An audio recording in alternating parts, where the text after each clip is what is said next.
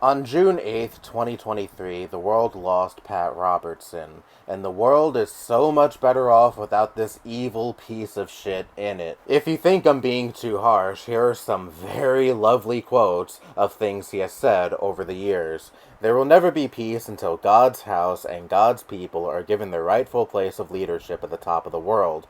How can there be peace when drunkards, drug dealers, communists, atheists, New Age worshippers of Satan, secular humanists, oppressive dictators, greedy money changers, revolutionary assassins, adulterers, and homosexuals are on top? There is absolutely no way that government can operate successfully unless led by godly men and women operating under the laws of the God of Jacob. The radical left is doing everything they can to destroy the moral fiber of America. They want to do away with the family. I am absolutely persuaded one of the reasons so many lesbians are at the forefront of the pro-choice movement is because being a mother is the unique characteristic of womanhood, and these lesbians will never be mothers naturally, so they don't want anybody else to have that privilege either. Apparently in Disney World there's this thing called Gay Days, which is a week-long celebration of LGBTQ+ people held at, well, Disney World, and in response to this, here is Pat Robertson hoping that Orlando is wiped off the map because of this event. I would warn Orlando that you're right in the way of some serious hurricanes,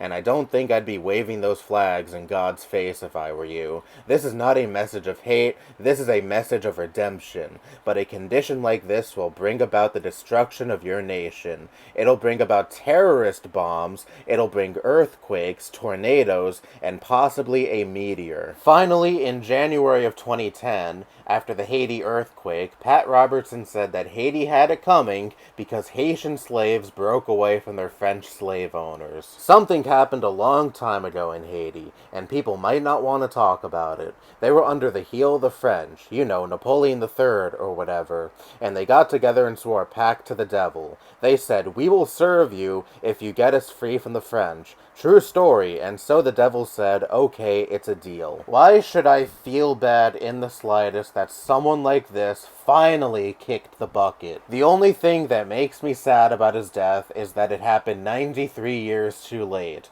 His career started in 1961.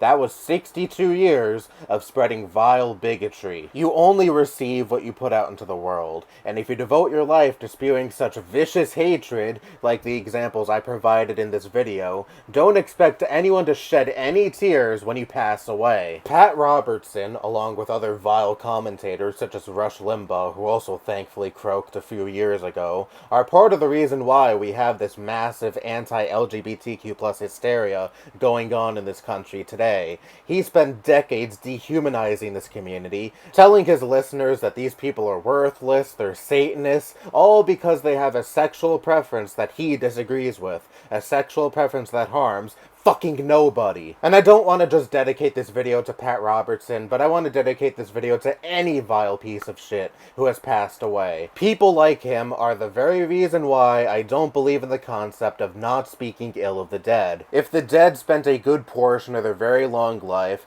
continuously beating down on and ensuring that marginalized groups of people receive as much hatred as possible, then why should anyone speak nicely of them when they finally pass away? But would you like it if someone spoke ill of you when you pass away? Well, one, I'll be dead, so I don't know why I would give a fuck.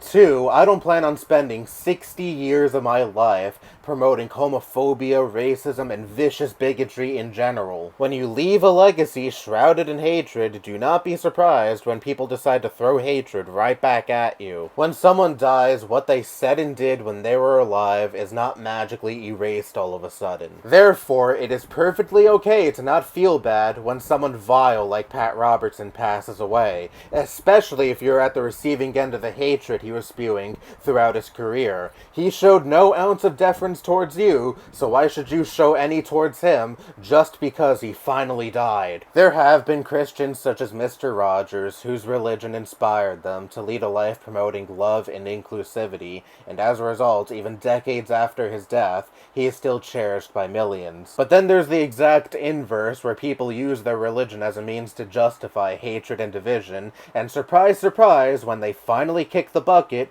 people are gleeful over their death. I'm sorry for not being the bigger man, but when people like Pat Robertson pass away, I shed zero tears, and I don't hide my glee over their passing. Maybe if he wasn't such a vile, hateful fuck, I would have some nice things to say about him. But I know for a fact he would not have some nice things to say about my immediate family who's Hispanic. He would not have any nice things to say about any LGBTQ plus family member or friend I have. He would not have anything nice to say to any person of color I am friends with. And the same goes to anyone that you may know who falls into these groups, or if you yourself fall into any of these groups. And that's why I, along with many other people, are saying fuck Pat Robertson, fuck anybody like him, and even though he was a devoted Christian throughout his 93 years on Earth, if there is a hell, he is surely rotting in it right now. And if you take issue with me speaking ill of Pat Robertson right after he died,